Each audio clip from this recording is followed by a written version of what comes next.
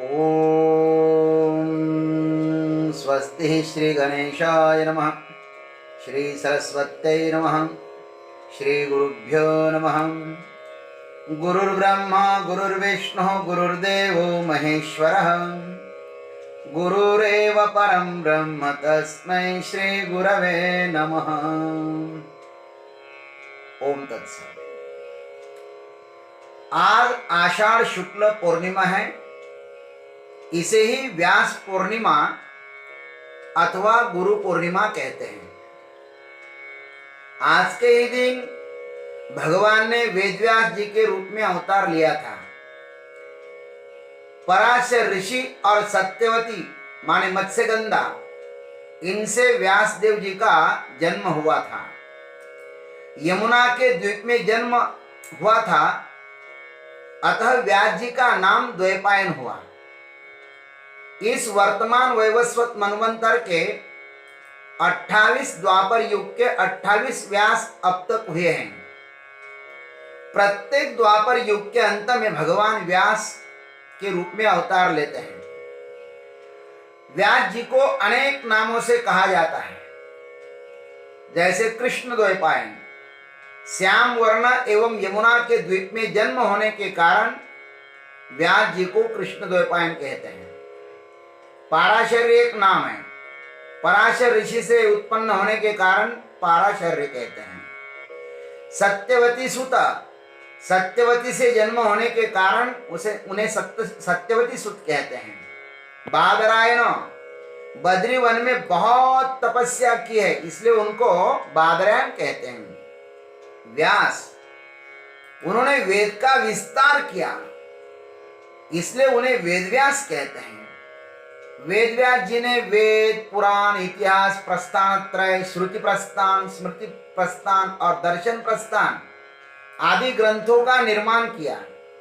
इतने ग्रंथ इस मर्त्य लोक में एक व्यक्ति के लिए लिखना असंभव है, किंतु कहते हैं कि व्यास जी महाराज केवल बोलने का काम करते थे और साक्षात बुद्धि के स्वामी गणेश जी महाराज लिखने का काम करते थे।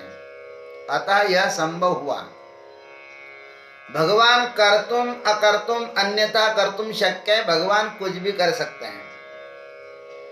इन सब शास्त्रों की भाषा अत्यंत ही गूढ़ है। ये ग्रंथ कामधेनु की तरह है।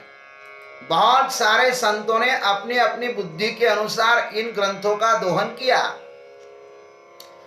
तो कुछ लोग तो भटक ही गए, कुछ परमात्मा के समीप पहुंच गए।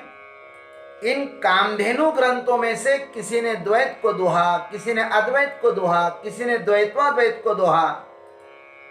जिसने जो चाहा उसे वह इन ग्रंथों से मिला।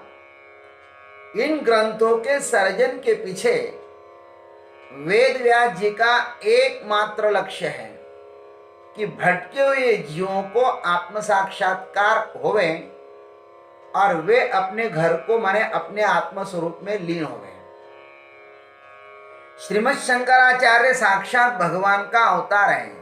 शंकरम शंकराचार्यम केशवम बादरायणम सूत्र भाष्य कृतौ वंदे भगवन्तौ पुनः पुनः। शंकराचार्य जी ने इन कामधेनु से अद्वैत सिद्धांत को दोहा और वे आत्मस्वरूप के साथ तल्लीन हो गए, मानो बूंद सागर में समा गया हो, घटाकाश महाकाश में मिल गया हो। हमारा बड़ा सौभाग्य है कि हमें शंकराचार्य जैसे सद्गुरु मिले। भगवान ने उनके अद्वैत शास्त्र पढ़ने और पढ़ाने की हमें बुद्धि दी। हमारी गुरु परंपरा बड़ी पावन है। आइए हम अपनी गुरु परंपरा को प्रणाम करें। हमारी गुरु परंपरा कहां से प्रारंभ हुई? नारायणं पद्मभवं वसिष्ठं शक्तिं च तत्पुत्र पराशरं च व्यासं शुकं गौडपदं महान्तं गोविन्द योगीन्द्रमथास्य शिष्यं श्रीशंकराचार्यमथास्य पद्मपादं च हस्तामलकं च शिष्यं तं तोटकं वार्तिककार मन्यात् अस्मद्गुरुं सन्ततमानतोऽस्मि। सदा शिवसमारम्भान् शङ्कराचार्यमध्यमाम् अस्मदाचार्यपर्यन्तां वन्दे गुरुपरम्पराम्। समस्तजनकल्याणे निरतं करुणामयं नमामि चिन्मयं देवं सद्गुरुं ब्रह्मविद्वरम्। यह हमारी गुरु परंपरा नारायण भगवान से चली। सर्वप्रथम नारायण ने ये ज्ञान ब्रह्मा जी को दिया, ब्रह्मा जी ने वशिष्ठ जी को दिया, वशिष्ठ जी ने शक्तिदेव जी को दिया, शक्तिदेव ने पराशर जी को दिया, पराशर जी ने व्यास जी को दिया, व्यास जी ने श्री सुखदेव जी को दिया, सुखदेव जी ने परीक्षित जी महाराज को भी ये ज्ञान दिया और गौड़ पादाचार्य जी को भी दिया। गौड़ पादाचार्य जी ने यह ज्ञान गोविंद पादाचार्य जी को दिया, गोविंद पादाचार्य जी ने शंकराचार्य जी को दिया, शंकराचार्य ने सुरेश्वराचार्य जी को दिया, सुरेश्वराचार्य ने स्वामी तपोवन महाराज को यह ज्ञान दिया, स्वामी तपोवन महाराज ने यह ज्ञान हमारे गुरुदेव स्वामी चिन्मयानंद महाराज जी को दिया, चिन्मयानंद महाराज ने यह ज्ञान स्वामी पुरुषोत्तमानंद जी महाराज और स्वामी तेजोमयानंद जी महाराज को यह ज्ञान दिया, स्वामी तेजोमयानंद जी महाराज ने यह ज्ञान स्वामी सुबोधानंद जी महाराज को दिया और स्वामी सुबोधानंद जी महाराज ने यह ज्ञान मुझे स्वामी वासुदेवानंद जी को दिया। इस प्रकार ये हमारी गुरु परंपरा है और ये दिव्य गुरु परंपरा, ये दिव्य ज्ञान मैं आपको सुना रहा हूं। ये मेरे गुरुओं के आशीर्वाद से ही आपको ये ज्ञान मैं दे रहा हूं। हमारा सौभाग्य है कि हमें ये दिव्य परंपरा मिली है। एक ना एक दिन हम सभी नारायण भगवान के पास चले जाएंगे, हमें नारायण का साक्षात्कार होगा, इसमें कोई भी संदेह नहीं है। गुरु पूर्णिमा यह पर्व कृतज्ञता का पर्व है। हमारे ऊपर बहुत से लोगों के उपकार हैं। यह हमारी यात्रा माँ बाप से आरंभ हुई है और आज हम जो कुछ भी है वह किसी ना किसी के आशीर्वाद से ही खड़े हैं। सांसारिक विद्या माने अपरा विद्या देने वाला भी गुरु है और पारमार्थिक विद्या माने परा विद्या देने वाला भी गुरु है। आज सबको ही नमस्कार करना है, उनके उपकारों को आज हमें स्मरण करना है। जीवन में गुरु की आवश्यकता तब होती है जब कहीं पहुंचना होता है। जो पहुंचना चाहता है उसके लिए मार्गदर्शन की आवश्यकता होती ही है। यह मनुष्य जन्म इसलिए श्रेष्ठ है कि इसमें ही गुरु की प्राप्ति हो सकती है। इस संसार में सबसे कठिन है गुरु होना। हमारे आचार्य का कहना है कि गुरु के पास प्रस्थान त्रय का ज्ञान होना चाहिए, वह श्रोत्री ब्रह्मनिष्ठ एवं कृपालु होना चाहिए। गुरु करो जान के और पानी पियो छान के। गुरु को भी चाहिए कि वह अपने शिष्यों का शोषण कदापि न करें। जितना अपने अनुभव में आया है उतना ही वे अपने शिष्य को बताएं और जिस विषय का अपने को पूर्णतः ज्ञान न हो उसे न बताएं। दूसरों को अपने भरोसे पर न बैठाएं। यह मनुष्य शरीर बारंबार नहीं मिलता, अतः हमारे द्वारा किसी का नुकसान न हो यह हमें ध्यान रखना चाहिए। 4 प्रकार के गुरु शास्त्र में बताए गए हैं। जो समय ही समय देता है, समझ नहीं देता, उसको खाकरा वृक्ष के जैसा गुरु कहते हैं। इस पेड़ में रुई रुई होती है, किसी के काम में वह नहीं आती, केवल समय की बर्बादी होती है। कुछ गुरु जो होते हैं वह समय भी देते हैं और संपदा भी देते हैं, वे गुलाब की तरह होते हैं। कुछ गुरु होते हैं जो समय भी देते हैं, संपदा भी देते हैं और साथ साथ में समझ भी देते हैं, वह आम्र वृक्ष की तरह होते हैं। और कुछ गुरु होते हैं जो समय भी देते हैं, संपदा भी देते हैं, समझ भी देते हैं और अंत में समाधि भी देते हैं। ये जो गुरु है ना, ये वट वृक्ष की तरह होते हैं। इसलिए भागवत कथा वट वृक्ष के नीचे हुई शुक्रताल में, राम कथा वट वृक्ष के नीचे हुई, इसलिए तो गुरु लोग वट वृक्ष के नीचे बैठते हैं। शंकराचार्य जी ने बहुत सुंदर चित्र खींचा।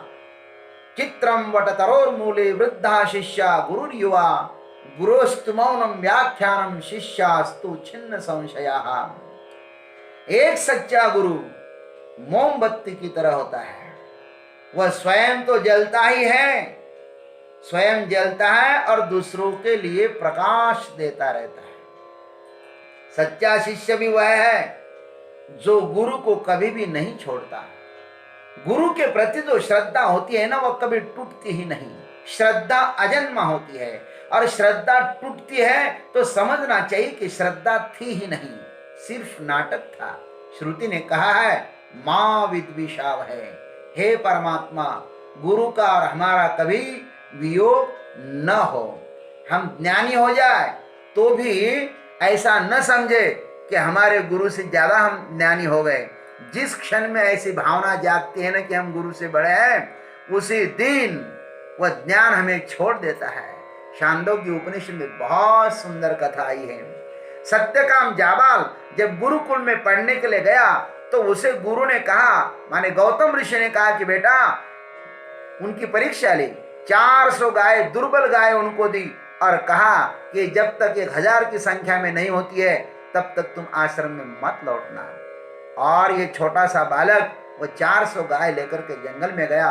गायों की बहुत सेवा की, क्योंकि तेत सेवा हादार वंठा, गुरु के पास जाना हो तो पहले सेवा करनी पड़ती है। गायों की सेवा की और गाय 1000 तक हुई, लेकिन उसको पता ही नहीं चला कि ये गाय 1000 हुई। तब उन गायों में से एक नंदी बैल सामने आता है और नंदी बैल कहता है कि हे सत्यकाम, हम अब 1000 हो गए हैं, आप हमें अब गुरुजी के पास लेके जा सकते हो। उस बैल, सत्यकाम ने कहा कोई बात नहीं, लेकिन वो बैल कहता है कि हे सत्यकाम, तुमने हमारी बहुत सेवा की, हम तुम पर बहुत संतुष्ट हुए, इसलिए मैं चाहता हूं कि ब्रह्म के एक पाद का मैं आपको उपदेश दूं। उन्होंने कहा कोई बात नहीं, आप ब्रह्म के एक पाद का हमें उपदेश दीजिए। उन्होंने कहा कि फिर बैल ने ब्रह्म के एक पाद का उपदेश किया। फिर आगे अग्निदेव की उन्होंने सेवा की तो अग्निदेव ने उसको द्वितीय पाद का उपदेश किया। फिर सप्तर्षि जो आकाश में टहलते रहते हैं, अजर अमर है, उन सप्तर्षि भी उन पर प्रसन्न हुए और उन्होंने भी हंसों के रूप में उसको तृतीय पाद का उपदेश दिया। और मद्गु नामक जलचर पक्षी था, उन्होंने भी इस सत्यकाम को एक पाद का, चतुर्थ पाद का उपदेश दिया। और इस प्रकार ब्रह्म ज्ञानी होकर के वह जब आश्रम में प्रवेश करता है तो गुरु ने पहचान लिया कि मेरा जो भक्त है ना वो ब्रह्म ज्ञानी हो गया, मेरा सत्यकाम ब्रह्म ज्ञानी हो गया। ऐसा कहने के बाद वह सत्यकाम गुरुदेव को प्रणाम करता है और कहता है कि गुरुदेव, आप मुझको ब्रह्म विद्या का उपदेश करें। गुरुजी ने कहा कि बेटा, तुम्हें तो ब्रह्म ज्ञान प्राप्त हुआ। बोले महाराज, वो जो ब्रह्म ज्ञान हमको प्राप्त हुआ है ना, वो गुरुमुख से प्राप्त नहीं हुआ। देवताओं ने भले वो ज्ञान दिया हो, लेकिन मैंने सुना है महाराज आपके ही मुखारविंद से कि हे भगवान, मैं ऋषिभ्य श्रुतगं है वह आचार्याध्येव विद्या विदिता सादिष्टम प्रापत इति। छांदोग्य उपनिषद में कहा है कि गुरुदेव से पढ़ी हुई विद्या ही अतिशय साधुता को प्राप्त होती है। इस कथा का अर्थ यह है कि शास्त्रों को स्वतः पढ़ने से विद्या फलीभूत नहीं होती, और यही सत्य है। इसलिए गुरु के चरणों के पास बैठकर ही विद्या पढ़नी चाहिए। सभी सद्गुरुओं को मैं आज, जिन्होंने हमको ज्ञान दिया है, आत्मोन्नति का मार्ग दिखाया है, उन सभी पावन चरणों पर मैं साष्टांग दंडवत प्रणाम करता हूँ और उनसे यही चाहता हूँ कि हे गुरुदेव, बारंबार आपका शुभाशीर्वाद हमें प्राप्त होता रहे। बस यही आपके श्री चरणों पर हमारी हार्दिक प्रार्थना है। जय गुरुदेव, जय जगदीश्वर, जय जय महाकाल। आज गुरु पूर्णिमा की सबको हार्दिक शुभेच्छा। ओम तत्सत।